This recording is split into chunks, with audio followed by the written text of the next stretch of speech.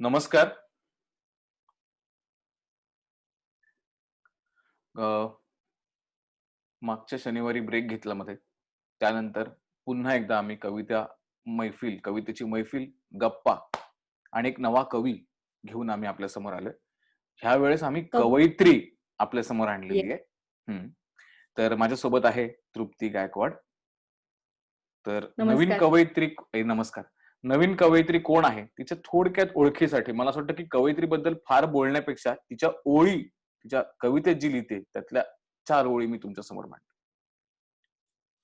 झाडून पुसून ठेवलंय सारं, आतलं बाहेरचं. झाडून पुसून ठेवलंय सारं, आतलं बाहेरचं.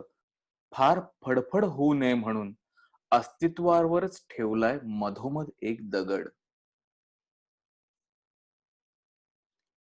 ह्यानंतर तिची कविता खूप मोठी आहे. तर ह्या 4 ओळीनंतर जर तुम्ही ओळखलं असेल तर नक्कीच आम्ही आज कविता घेतल्यात योजना यादव ह्या कवयित्रीच्या. सुरुवातीला जेव्हा आम्हाला असं वाटलं, की योजनाजींच्या कविता आपण घेऊया आणि आम्ही त्या कविता वाचल्या आणि मग ऑफकोर्स आम्ही Facebookवरनं त्यांच्याशी संपर्क साधायचा प्रयत्न केला आणि नेहमीप्रमाणे आम्ही कवयित्री आहेत म्हटल्यानंतर योजनाजी वगैरे असं बोललो. अ, पण मग नंतर हळू त्यांच्याशी बोलणं झालं. त्यानंतर असं कळलं त्यांनी आम्हाला एक अट घातली, की मी तुमच्याशी संवाद साधेन, पण जर तुम्ही मला योजना म्हणालात तरच. त्यामुळे ह्या पूर्ण कार्यक्रमामध्ये सुद्धा आम्ही कुठेही त्यांना योजनाजी असं म्हणणार नाही आहोत. आम्ही त्यांना एकेरी नावाने योजना असं संबोधणार आहोत. तर आणि योजना यादव हां, बोल ना. बोलून लागलो तिच्याशी तेव्हा असं खूप जाणवलं, की अरे आपली मैत्रीणच आहे. म्हणजे आपण मैत्रिणीशीच गप्पा मारतोय. हो. सो नक्कीच ती जवळीक वाढेल जर आपण योजना म्हटलो तर.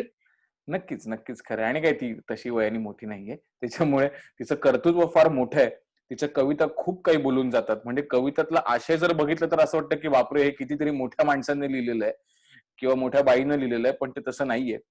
तर योजनाच्या कवितांबद्दल तृप्ती आणि मी आम्ही दोघंही आजच्या ह्या छोट्याशा कार्यक्रमामध्ये संवाद साधणार आहोत आपल्याशी. तर कविता कार्यक्रमाला सुरुवात करूया. तृप्ती. तिच्या कविता वाचल्यानंतर खूप मोठा प्रश्न होता, की सगळ्याच कविता खूप चांगल्या होत्या.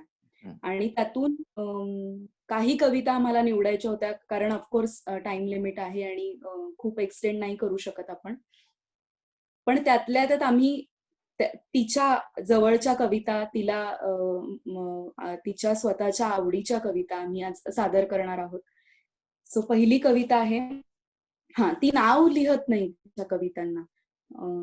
तर ते एक महत्वाचं आहे, की लिहत जाते ती आणि पहिल्याच म्हणजे जे लिहिलेलं असतं ते तेवढंच असतं. त्याच्या व्यतिरिक्त त्याच्यात पुन्हा बदल, रिराईट असं काही ती नाही करत. तर पहिली कविता मी सादर करते. क्रम ठरवायचा तर शक्यतांची जाळीच जाळी तयार होतात आणि अशक्यच होऊन जातं. एकाच माणसाला केंद्रस्थानी ठेवून. नात्यांच्या शर्यतीत डीएनए सारखी वळवळ जटिल करते. अहमभावाच्या अस्तित्वांचे प्रश्न. तेव्हा हतबल होऊन पाहत राहण्याशिवाय पर्याय उरत नाही. प्रेम, मालकी आणि माणसांच्या फेऱ्यात अडकलं की संयम महागच महाग होत जातो. बोली लागल्यासारखा. तू, मी, तू, ती, तू, तो आणि ते इतकंच उरून जातं आयुष्य. प्रेमाची सर्वात मोठी गोची हीच आहे की देहात फार गर्दीला जागा नाही आणि मन मोकळं आहे आकाशासारखं. प्रेमाची सर्वात मोठी गोची हीच आहे की देहात फार गर्दीला जागा नाही आणि मन मोकळं आहे अवकाशासारखं. बरं नात्यातलं उरतं तरी काय? तळहातावर मिरवण्याजोगं. गळाभर पाणी साचलं की डोक्यावर नाचतं नातं. अनुलोमात अगणित वायूंच्या स्पर्धेत जसा प्रवेश मिळवतो फक्त ऑक्सिजन, मनाला अनुभवाच्या बाजारातही मिळत का नाही तशी चाळण? मी शोध केव्हाच थांबवलाय खरं तर. आणि ठरवतही नाही अग्रक्रम. फक्त कविता करत राहते.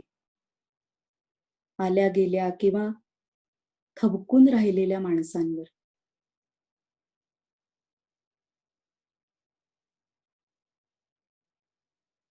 त्यातल्या ह्या ओळी मला खूप आवडल्या.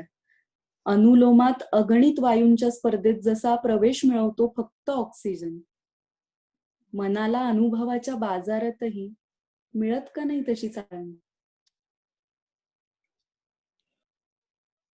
मला मला असं वाटतं की योजनाच्या कविता जेव्हा पहिल्यांदा वाचल्या म्हणजे, तर असं वाटलं की अरे हे काहीतरी वेगळं आहे थोडंसं. सामान्य कवितांपेक्षा ती फार अगदी यमक जोडवायला जात नाही, काहीच नाही. आणि जसं ती परवा म्हणाली तसं ती झरत जाते तिची कविता पानावर. हम्म. तिला त्या कवितेला पुन्हा रिटच करायला आवडत नाही असं तू आता म्हणालीस तसं. तसंच तिला टायटलही द्यायला आवडत नाही कवितेचं. आणि तिच्या कवितांमध्ये इतके वेगळे वेगळे विषय आहेत. म्हणजे अं, मग अगदी अध्यात्म असो किंवा अगदी डेली रुटीन असो, है ना, मग अगदी तुकोबांचा अभंग असो किंवा आणखीन काय, ह्या सगळ्या भागांना ती सगळ्या ह्यांना हात स्पर्श करत करत तिची कविता पुढे जाते असं मला वाटतं. तिची पुढची एक कविता आहे सुंभमेळा नावाची. हा, तुम्ही बरोबर ऐकलेत. शब्द असा आहे सुंभ मेळा. कविता सादर करतो.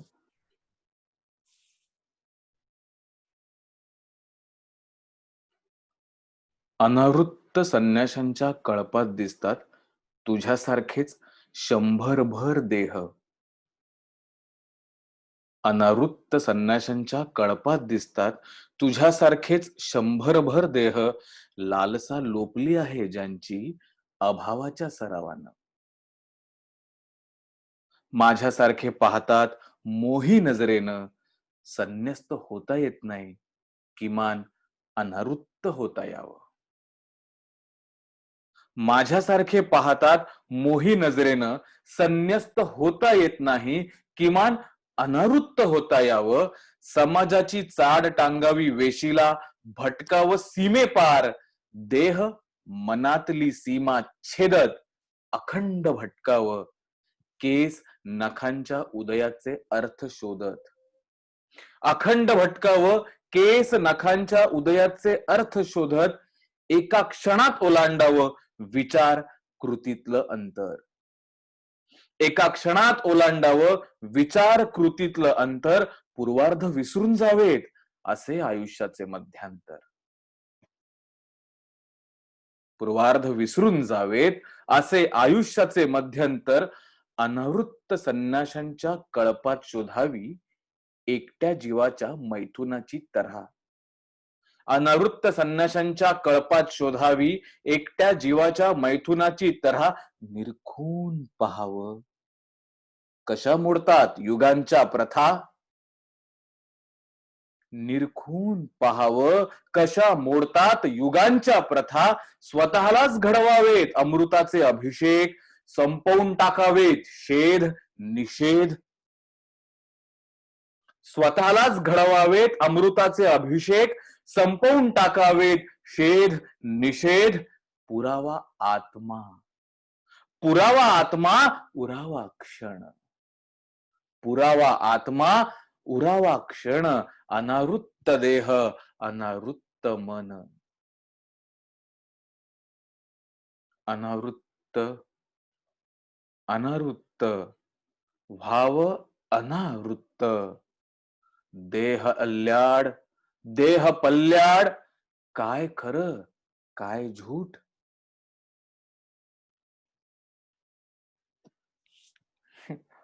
मला ना ही कविता वाचली किंवा बघताना ना मला बनारसचा घाट वगैरे असं कुठेतरी भरपूर संन्याशी आणि आजूबाजूला सगळं तेच आणि गंगेची आरती आणि इतकी गर्दी आणि तरी कोणीतरी एकटा गंगेच्या किनाऱ्यावर बसलेला, असं काहीतरी ते सगळं आठवत राहतं. खूप कमाल आहे योजना. तू जे काही शब्द लिहिलेस ते खूप अमेझिंग आहेत.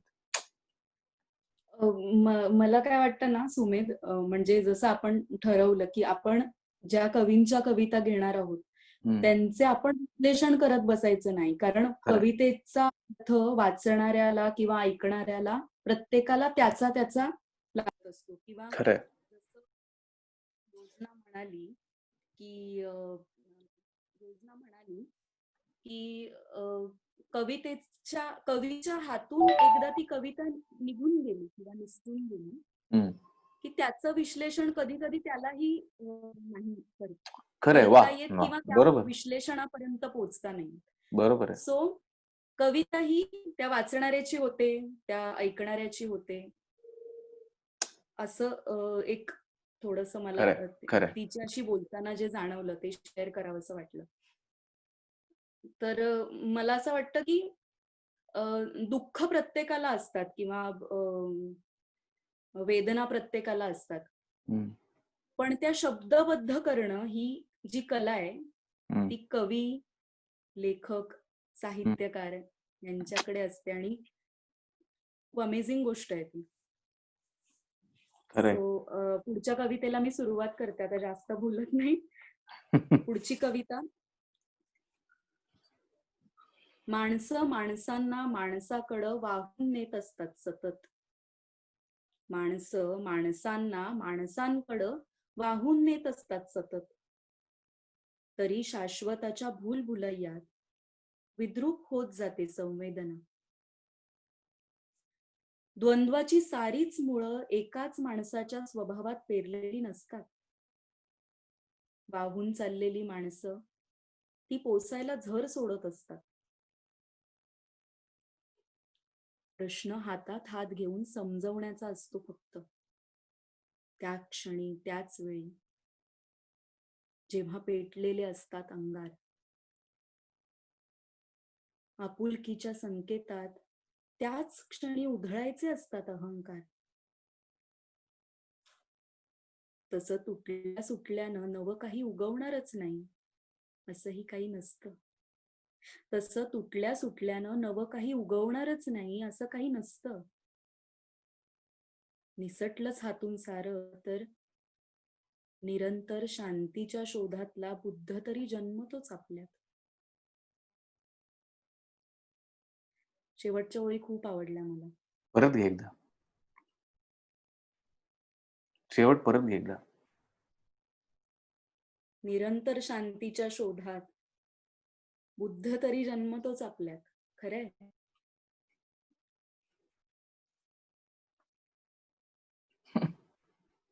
वाह! क्या बात है! काय ना हे म्हणजे मी मगाशी पण आपण इव्हन बोलताना अ, अनुराग कारण अनुराग आमच्या कार्यक्रमाचा डिरेक्टर आहे. तर ऑफकोर्स हे सगळ्या कविता आणि त्यांचा गाभा समजावून सांगताना आणि हे सगळं करताना अनुरागची खूप मदत होते. अ, मला असं वाटतं की सगळं ऐकत असताना असं वाटतं की अरे बुद्ध मला असं वाटतं कधी कळेल की नाही. पण निदान या 2 ओळींपुरता तरी बुद्ध समजून घेता येतो असं मला वाटतं. सही आहे. अ, योजनाच्या सगळ्याच कविता एका एका वेगळ्या पातळीवरच्या आहेत मला असं वाटतं. तिच्या खूप कविता फेमस झाल्या. तिची एक कविता आहे, जी पुढे तृप्ती घेईलच. जी तिची ओळखच तयार झाली त्या कवितेमुळे. म्हणजे ती कुठे गेली तरी तिची ती कविता घ्यायलाच हवी असं एक होतं. पण तिच्या स्वतःच्या जवळच्या अशा काही कविता आहेत. आणि जेव्हा आम्ही योजनाला फोन केला म्हणजे आम्हाला असं वाटलं होतं, की आपण एक 15-1 मिनिटामध्ये बोलून तिच्याशी चर्चा करून आपण फोन ठेवून देणार आहोत. तिलाही वेळ नव्हता. ती थोड्या प्रवासामध्ये कुठेतरी गडबडीत होती. पण 1 तास झाला आणि कोणी फोन ठेवायला तयार नव्हतं. ना योजना ना आम्ही. आणि जर तिथे ठरवलं नसतं तर कदाचित गप्पा अजून चालल्या असत्या. आणि हो. खूप वेगळ्या लेव्हलच्या गप्पा सुरू होत्या. म्हणजे खूप धमाल आली. आम्हाला असं वाटतं ना, की या कार्यक्रमानं आम्हाला काय दिलं? तर या कार्यक्रमानं ना आम्हाला आमचा अभ्यास करण्याची संधी दिली. म्हणजे नक्कीच आम्ही ह्या कविता तुमच्यासमोर सादर करतोय, पण ह्या सगळ्या प्रोसेसमध्ये आम्ही स्वतः शिकतोय. त्या प्रत्येक कवितेतनं ती कविता शिकतोय, त्या कवीबद्दल जाणून घेताना आणि त्या त्याची मतं, ती कविता सादर ती लिहिताना किंवा ती कशी स्फुरली असेल ना, ह्या सगळ्या खूप इंटरेस्टिंग आहे. खूप धमाल येते आम्हाला हे सगळं करताना आणि thank you very very much की तुम्ही हे सगळं पाहताय त्याबद्दल. पुढची कविता पण अशीच आहे, खूप वेगळी आहे, खूप इंटेन्स आहे. नक्की ऐका.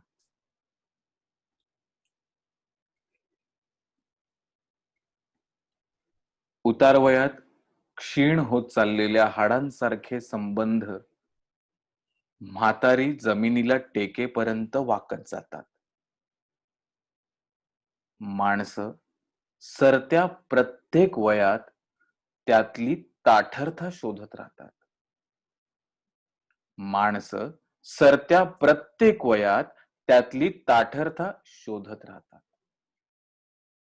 ज्यांना मरणाआधी मूठमाती देऊन पुरता येतं त्यांना ते अनुभवाच्या बोलक्या बाहुल्या नाचवत राहतात. ज्यांना मरणाआधी मूठमाती देऊन पुरता येतं त्यांना ते अनुभवाच्या बोलक्या बाहुल्या नाचवत राहतात. आयुष्यातली वादळं थांबत नाहीत, त्यांना पुरता येत नाही तत्वज्ञानाचा गोंगाट. आयुष्यातली वादळं थांबत नाहीत, त्यांना पुरता येत नाही तत्वज्ञानाचा गोंगाट. शब्दांना धार असलेल्या माणसांच्या हृदयात सतत पेटलेले असतात अंगार. शब्दांना धार असलेल्या माणसांच्या हृदयात सतत पेटलेले असतात अंगार. तुटत जाते एकेका आधाराची तार, तरी कबीरासारखे गात राहतात. तुटत जाते एकेका आधाराची तार, तरी कबीरासारखे गात राहतात. पिरॅमिड सारखी पर्यायांची उतरंड आभासाचे जितके घास भरवते तितके त्रास वाढत जातात. पिरॅमिड सारखी पर्यायांची उतरंड आभासाचे जितके घास भरवते तितके त्रास वाढत जातात. या कोलाहलात थकलोय आपण, या कोलाहलात थकलोय आपण, पकलोय क्रांतीच्या शोधात. वरून ओशो सांगतोय, जिंदगी कोई पहेली नहीं मत सुलझाओ. जिंदगी कोई पहेली नहीं मत सुलझाओ. जिंदगी एक तिलिस्म है मत उलझाओ. जिंदगी एक तिलिस्म है मत उलझाओ. Oh man, my man, I am fuck off my thoughts.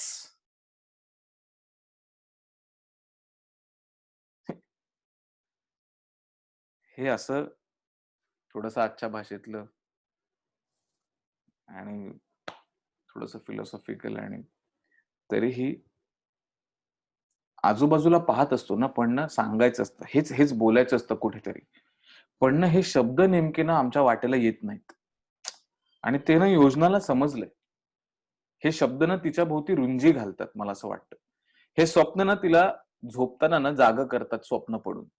आणि मग हे स्वप्न तिच्या, मग हे शब्द तिच्या स्वप्नातनं तिच्या कागदावर उतरतात, असं मला वाटतं. काय म्हणशील तृप्ती? खरंय सुमित. मी तेच मला वाटतं ना की कसं प्रत्येक जण काही ना काहीतरी भोगत असतो कायम, किंवा डोक्यात विचार चालू असतात, किंवा सुचतंही, बरंच सुचतं. पण ते आर्टिक्युलेट करणं किंवा ते शब्दबद्ध करणं प्रत्येकाला नाही जमत. खरंय. योजनासारख्या किंवा जे दिग्गज कवी होऊन गेले अशा अशा खूप मोजक्या लोकांना जमतं. खरंय. आणि आता पुढची कविता जी मी घेणार आहे, तर त्याच्या मागे नक्कीच स्त्रीत्व किंवा आईपण किंवा बाईपण, ह्या सगळ्या गोष्टी तिच्या अगदी लहानपणापासून रुजत आलेल्या आहेत मनामध्ये. कारण योजना 5वी बहीण, तिच्या आधी 4 बहिणी, आई, आजी, पणजी. तर अशा सगळ्या बायकांची सगळ्या प्रकारची आयुष्य तिने पाहिलेली आहे. आणि ती असं सांगताना सांगत होती की तिचं घर हे बऱ्यापैकी लिबरल होतं. म्हणजे जरी सांगलीसारख्या ठिकाणी त्यांचं घर असेल, तरी सुद्धा तिची जी फॅमिली होती ती बऱ्यापैकी लिबरल होती. पण जे बाहेरचं जग होतं ते मुलींच्या बाबतीत तेवढं लिबरल नव्हतं. त्याच्यामुळे तिने तिने जेव्हा जग अनुभवलं तेव्हा ते मुलींसाठी प्रतिकूल जग सुद्धा अनुभवलं आणि मुलींसाठी अनुकूल जग सुद्धा अनुभवलं. त्याच्यामुळे ती असं म्हणते की हे कुठून तरी तिथून आलेलं आहे, त्या बालपणात मुरलेल्या सगळ्या अनुभवांमधून किंवा तिने पाहिलेल्या माणसांमधून, तिच्या आजूबाजूच्या परिस्थितीमधून. तर अत्यंत हालाखीच्या परिस्थितीत म्हणजे अगदी वाचन किंवा पुस्तकं किंवा ह्या गोष्टींचा एक्सेस नसतानाही अ, जेव्हा त्याचा एक्सेस मिळाला त्याच्यानंतरची लिखाणातली प्रगल्भता किंवा आणखीन एक किस्सा मी पुढे सांगेन, की तिच्या लहान वयात तिने सुरुवात केली होती खरं तर, पण त्याला कसा शह लागला. तर त्याच्या आधी मी ही कविता घेते आणि मग पुढे आपण बोलताना बोलूया. ह्या कवितेने तिला ओळख मिळाली असं तिचं म्हणणं आहे. गुंठाभर जमिनीच्या तुकड्यासारखी असते बाई. तिच्या भोवती आखावी सीमा, सिद्ध करावी मालकी. पेरावा अहम तिच्या उदरात. तरारून उगवतं का पाहावं आपल्या स्वत्वाचं बी. तिची कूस उजवली तरच आत्म्याला शांती. गुंठाभर जमिनीच्या तुकड्यावर खेचून आणावे ढग. लादावी तिच्यावर चिंब होण्याची सक्ती. पडला थेंब झेलावा पेलावा तिनं. सोसावी कळ करत राहावी भक्ती. गुंठाभर जमिनीच्या तुकड्यासारखी असते बाई. भाबड्या पुरुषासाठी ज्याला उमजत नाही. सालोसाल एकच बी पेरलं तर नापीक होते जमीन.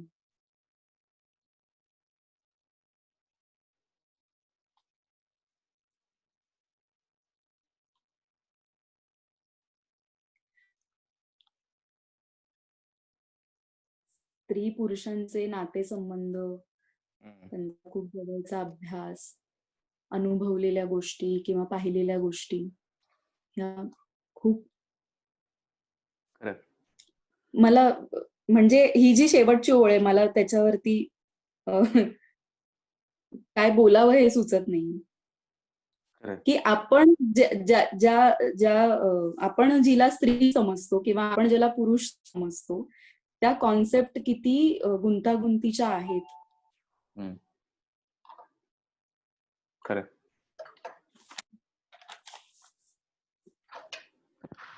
मला असं वाटतं की ना योजनाची ओळखच म्हणजे मुळात योजना बोलताना म्हणाली की मी खूप आधीपासून म्हणजे ऑर्कुटवर कविता पोस्ट करायला सुरुवात करायला लागली आणि मग नंतर ऑर्कुट नंतर फेसबुकवर ती कविता पोस्ट करायला लागली. सामान्य जसे नॉर्मल आपणही करतो, सगळेच करतात.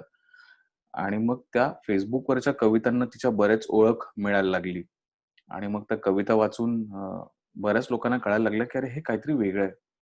तिने बऱ्याच लोकांची नावं घेतली ज्यांनी तिला ह्या सगळ्यासाठी प्रेरणा दिली, मार्गदर्शन केलं की तुझंही पुस्तक यावं आणि मग तिचा कविता संग्रह आला. पण तिचा पहिला कविता संग्रह तिने मार्क झुकरबर्ग यांना अर्पण केलाय.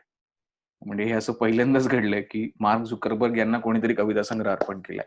कारण तिचं असं म्हणणं आहे की हा इतका मोठा ओटीटी प्लॅटफॉर्म किंवा असा काहीतरी एक प्लॅटफॉर्म अवेलेबल करून दिल्यामुळे लोकांपर्यंत कविता पोहोचली आणि त्यांना लोकमान्यता मिळाली आणि त्यातली ही कविता जी आता तृप्तीने सादर केली. म्हणजे योजना कुठेही जरी कार्यक्रमाला कवयित्री म्हणून तिला बोलावणं गेलं की योजनाला लोक आवर्जून सांगतात की ती नापीक जमीन ती कविता मात्र सादर कर. त्यामुळे ही तिच्या फार आवडीची कविता आहे. पुढची जी कविता आहे त्या कवितेचं नाव आहे स्वप्न 2. जेव्हा आम्हाला पहिल्यांदा ही कविता सापडली, आम्ही वाचली आणि मी म्हटलं की अरे हे काय लिहिलंय योजनानं, अफलातून आहे, अफलातून आहे. पण मग ते असतं ना असं की बाबा हे माझी कशी सवय आहे की डेस्टिनेशन पेक्षा ना मला प्रवासाची मजा जास्त येते. आणि मला कायम असं वाटतं की एखादा चित्रपट बघितला, अरे वा चित्रपट तर छानच आहे, पण त्याचं मेकिंग बरं कसं झालं असेल तर त्याची मजा मग मी मेकिंग शोधत बसतो. आणि म्हणून कविताला जेव्हा ह्या कवितेबद्दल योजनाला जेव्हा ह्या कवितेबद्दल विचारलं की अगं योजना ही कविता आहे आणि हे कसं काय, ती म्हणाली की त्याचा किस्सा आहे. माझ्या बऱ्याच कविता ह्या मला रात्री अपरात्री सुचतात आणि मला एकदा स्वप्न पडलं आणि मी दरदरून घाम फुटला आणि मी उठले. माझी वही आणि पेन माझ्या युजली बाजूला असतं बेडवर.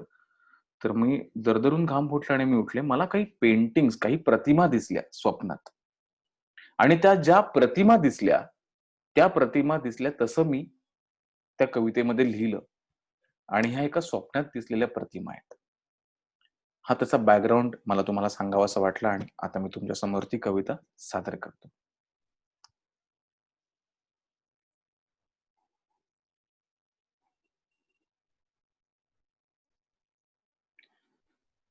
शरीरात रुतून बसली आहेत माणसं दाटीवाटीनं.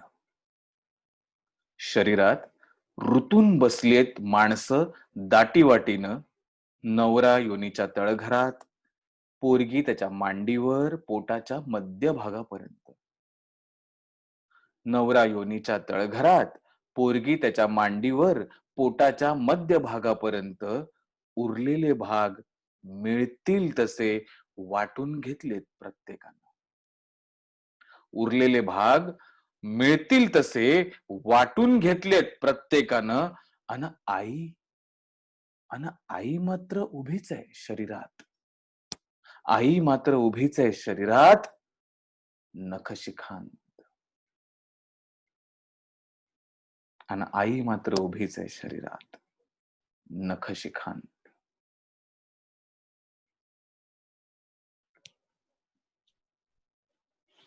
कविता वाचल्यावर तर काटा आला होता, पण तिच्या तोंडून जेव्हा हा किस्सा ऐकला तेव्हा खरंच ते एखाद्या ऍबस्ट्रॅक्ट पेंटिंग मध्ये काही रंग आहेत आणि त्याच्यात काही फक्त सिलआउट मध्ये काही चेहरे आहेत, लाईन्सनी कंटिन्यू केलेले आणि त्या चेहऱ्यांमध्ये चेहरे मिसळले गेलेले आहेत. त्या एका शरीरामध्ये सगळीकडनं काही माणसाचे चेहरे मिक्स झालेले आहेत त्या पूर्ण शरीरभर, पण तरीही त्या एका शरीरभर एक आणखीन एक आकृती दिसत राहते जी मला असं वाटतं की आईची.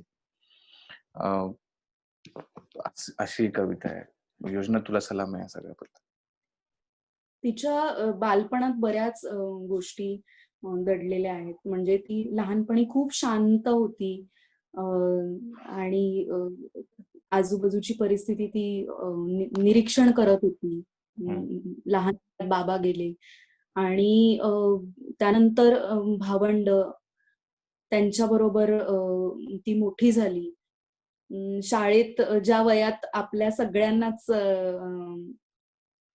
प्रेम किंवा अट्रॅक्शन किंवा ज्या गोष्टी म्हणतो आपण त्या गोष्टी इंट्रोड्यूस होतात. त्या वयात योजना लिहायला लागली होती आणि तिची वही एका मैत्रिणीला सापडली. त्या मैत्रिणीने त्या मुलाला दिली आणि त्या मुलाने ती मुख्याध्यापकांकडे दिली.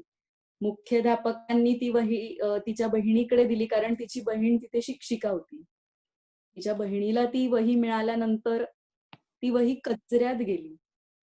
ह्या गोष्टीचं मला खूप म्हणजे योजना काल बोलताना ती म्हणत होती की नाही त्याचं काही नाही एवढं ठीक आहे. ते अगदीच लहान वयात लिहिलेलं काहीतरी होतं मी.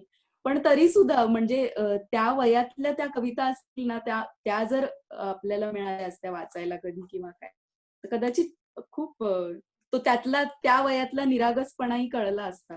तिच्या जडणघडणीला. आणि तर ती म्हणते की मला ती असं म्हणताना जसं ती परवा बोलली की तिच्यावर ग्रेस यांचा बराच प्रभाव आहे. म्हणजे ती स्वतः म्हणते की ते नाही मिळालं तरी हरकत नाही म्हणाली. ते काही नव्हतंच तेवढं. म्हणजे एखादा कलाकार आपल्या कलेला धरून राहतो. पण ती मला असं वाटलं की कुठेतरी ते झालं, मी बनवलं, सोडून दिलं. आणि प्रत्येक कलेचं एक नशीब असतं असं मलाही वाटतं. म्हणजे प्रत्येक कविता असो, प्रत्येक नाटक असो किंवा त्याचं चित्र असो, ते प्रत्येक ती जी कला आहे ना ती तिचं नशीब घेऊन जन्माला येते. आणि मला असं वाटतं की तिच्या त्या वहीचं नशीब कदाचित तसं तेवढं असावं आणि म्हणून कदाचित अजून आपल्याला वेगळी योजना बघायला मिळाली असेल. आणि ती मान्य करते की ग्रेस यांचा बराच प्रभाव तिच्यावर आहे. सुरुवातीच्या काळातही होता. ज्याच्यामुळे तिला पुन्हा एकदा कवितेकडे वळावंसं वाटलं. तर एवढ्या मोठ्या माणसाचा जर वरदहस्त तुझ्यावर असेल तर मग नक्कीच त्यात काही वादच नाही असं मला वाटतं. हो, हो, हो. पुढची कविता घेऊ मी हो, सुमित? हो घे.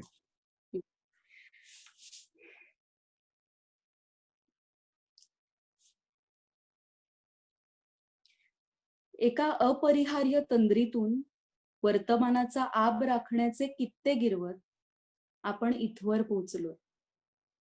एका अपरिहार्य तंद्रीतून वर्तमानाचा आब राखण्याचे कित्ते गिरवत आपण इथवर पोचलोय. या वळणावर सरल्या वर्षांनी त्वचेवरचा हायड्रोजन शोषून घेतलाय दोघांच्याही, आणि पेशींच्या पुनर्रचनेत विरक्तीचा व्हायरस सोडून दिलाय बेमालूमपणे. आपण दिसू लागलोय एकसारखी, पाहू लागलोय साक्षी भावाने. आता तू प्रियकर नाहीस, आणि मी तेव्हा होते तशी ती राहिले नाही. तुला पुरुष म्हणणारी माणसं मला नपुसकलिंगी वाटू लागलीत, ज्यांना सृष्टी कळलेली नाही. एका अपरिहार्य तंद्रीतून का होईना आपण पोहोचलो या वळणावर, जिथं तू माझी आई होऊ शकतोस आणि मी तुझी.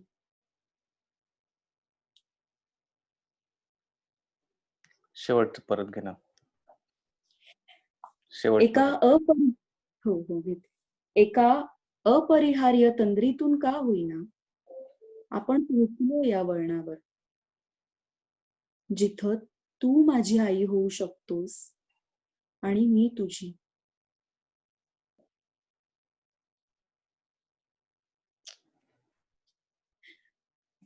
कमाल. ती ना, ती टिपिकल नाती बघतच नाही मला असं वाटतं. म्हणजे जो एक समाजाने आखून दिलेली हे आहे, किंवा काय म्हणतो, वाडवडिलांपासून चालत आलेली जी एक इमेज आहे नात्यांची, किंवा एक संकल्पना असते प्रत्येक नात्याची, त्या संकल्पनेतून न बघता त्याचं काहीतरी वेगळं रूप ती स्वतःही अनुभवते आणि ती आपल्यालाही दाखवते असं वाटतंय. ती त्या नात्याला छेद देते मला असं वाटतं, आणि मग कुठे ते शक्य आहे. बरोबर ना? कारण खरंय. या जगात आहे ना सगळ्या गोष्टी सोप्या आहेत आणि आई होणं खूप कठीण आहे असं मला कधी कधी वाटतं. म्हणजे आज मी बघितलं कुठेतरी की विराट कोहली आणि अनुष्का शर्मा थोडा हे करतोय, पण अनुष्का शर्मा आई होणार आहे म्हटल्यानंतर लोकांनी विचारलं की मग पुढे ती करिअर चालू ठेवणार का. पण मला हे नाही वाटत की कोणी विराट कोहलीला असं विचारलं होत आहे का की बाबा आता बाबा झाल्यानंतर तुला पुन्हा तसंच करिअर करायला जमणार आहे का. तर हा जो समाजातला दुजाभाव आहे ना, की का आई प्रेग्नेंट म्हणजे डिलिव्हरी नंतर का नाही पुन्हा करिअर करू शकत एखादी, आणि बाबा मात्र सगळं आहे तसंच रुटीन चालू ठेवतो, बाबाचं काहीच बदलत नाही. त्यामुळे मला असं वाटतं की आई होणं खूप कठीण आहे, आणि त्या शेवटच्या 2 ओळीमध्ये ना तिथे सांगून जाते की तुलाही माझी आई होता आलं पाहिजे, आणि ऑफकोर्स मलाही तुझी आई होता आलं पाहिजे. आणि एका पॉइंट नंतर म्हणजे सुमेध, जेव्हा आपण आपली घरं सोडून एका नवऱ्याबरोबर म्हणा किंवा बायको बरोबर आपण जेव्हा राहत असतो, एक अंतर पुढे चालत गेल्यावर ना सगळी नाती हळूहळू हळूहळू मागे जात बरोबर जातात, आहे. आणि तेव्हा ही दोघच माणसं उरलेली असतात, वा. आणि त्या दोघांनी एकमेकांचं सगळं होता आलं पाहिजे. खरंय. म्हणजे मग आई का नाही. आपण जर म्हणतो आपण मित्रमैत्रिणी व्हायला पाहिजे, मित्रमैत्रिणींसारखं राहूया, मित्रांसारखं राहूया, तर मग आई का नाही, आई सारखं का नाही राहू शकत. खरंय. आणि मला असं वाटतं म्हणूनच ना योजना तुझा कविता संग्रह पहिलाच आलाय, पण असे तुझे अनेक कविता संग्रह येवोत अशी आम्हाला खूप खूप इच्छा आहे. आणि तुझा पहिला कविता संग्रह, हो, मरी मरी जाय हा तिचा पहिला कविता संग्रह आहे. त्याची थोडक्यात सांगतो. कविता महाजन यांनी तिला खूप फोर्स केला की जर तुझ्या कविता तू नाही छापल्यास तर त्या मी छापेन आणि त्याचं पुस्तक तयार करून तुझ्या हातामध्ये देईन असं त्यांनी तिला सांगितलं, आणि म्हणून मग तिने हा कविता संग्रहाचा घाट घातला. पण मला असा प्रश्न पडला होता की इतकं सुंदर नाव तू कसं बरं ठेवलंस कविता संग्रहाचं, मरी मरी जाय. तर तिचं असं म्हणणं होतं की कविता संग्रह ऑलमोस्ट एक ड्राफ्ट रेडी असताना नाव काय ठेवायचं कविता संग्रहाचं या प्रोसेससाठी तिने जवळजवळ 6 महिने घेतलेत. म्हणजे तिचं असं म्हणणं आहे की मला कुठलीही गोष्ट क्राफ्टेड आवडत नाही, ते इंटेन्शन किंवा अगदी आतून आपलं असं काहीतरी असावं, सोलफुल असावं. आणि 6 महिने तिने त्यासाठी घेतले. तिने 20 नावं काढली सुद्धा, पण शी वॉज नॉट हॅपी. आणि परत असं ती म्हणते की मग म्हटलं की मग हे कसं सुचलं. तर ती म्हणते की एका रात्री असंच परत अचानक रात्री स्वप्न पडलं, आणि स्वप्नात रात्री तो दोहा तिच्या डोक्यात फिरत असताना तिला जाणवला, आणि त्यातनं तिने ती मायामरीनं शरीर आणि असं ते करत कबीरांचा दोहा तिला आठवला आणि त्यातलं ते मरी मरी जाय शरीर, ते मरी मरी जाय ते तिने घेतलं आणि ती बोलताना सहज बोलून गेली की कुठल्या शरीराचा आपण एवढा हेवा करतोय किंवा उदो उदो करतोय जे अगदी सेकंदाला मरत चाललेलं आहे. चाललंय. बरोबर. त्याचं काय करायचं आणि आणि तिचं योजनाच्या प्रत्येक कवितेमध्ये ती शरीराबद्दल एका वेगळ्या नजरेनं आपल्या शरीराकडे ती बघते. आणि मराठीमध्ये सध्या असं आहे की एखादं काही वेगळं लिहिलं किंवा एखाद्या काही भागांचा, शरीराच्या विशिष्ट भागांचा जर उल्लेख केला आणि त्यात ते विशिष्ट स्त्रीचे काही भागांच्या शरीराचा उल्लेख केला तर कविता पुस्तकातनं वगळण्यात येते किंवा त्यावर कधी-कधी आक्षेप घेतला जातो. पण त्या काळामध्ये योजना आज इतक्या ओपनली त्यावर लिहितेय. कदाचित तिच्या घरच्यांनाही कधी-कधी असं वाटत असेल, तिच्या दूरच्या नातेवाईकांनाही वाटत असेल, की "अरे, ही काय टाकते Facebookवर?" पण त्या सगळ्याचा विचार न करता योजना आजही असं लिहिते. योजना तुझ्या या मोकळेपणानं लिहिण्याला सलाम. असं आकाशासारखी राहा आणि आकाशासारखं लिही. इतकं मोकळं राहा, इतकी मोकळी राहा आणि लिहीत राहा. असं आम्हाला वाटतं आणि शेवटची कविता मी घेतो. त्यानंतर मी बोलणार नाहीये. त्यानंतर तृप्ती एकटीच बोलणार आहे. तर म्हणजे आम्ही जेव्हा कविता सॉर्ट आउट केल्या, तेव्हा अनुरागचं, तृप्तीचं आणि माझं असं तिघांचंही एकमत होतं, की हीच कविता शेवटला घ्यायची. यानंतर दुसरी कविता शेवटला घेऊच शकत नाही. तर ती शेवटची कविता. कवीच्या मृत्यूपत्रात असू शकतात जागून काढलेल्या रात्रींचे हिशोब. कवीच्या मृत्यूपत्रात असू शकतात जागून काढलेल्या रात्रींचे हिशोब, दोन रेषांमधला शब्दांचा खेळ. दोन रेषांमधला शब्दांचा खेळ आणि अस्ताव्यस्त प्रतिमांची भातुकली. कवीच्या वारसदारांनी शब्दांना जीव लावणं शिकून घ्यायला हवं. कवीच्या वारसदारांनी शब्दांना जीव लावणं शिकून घ्यायला हवं, निदान कवीच्या जाण्यापूर्वी. कवीच्या जाण्यापूर्वी. कवीच्या वारसदारांनी शब्दांना जीव लावणं शिकून घ्यायला हवं, कवीच्या जाण्यापूर्वी.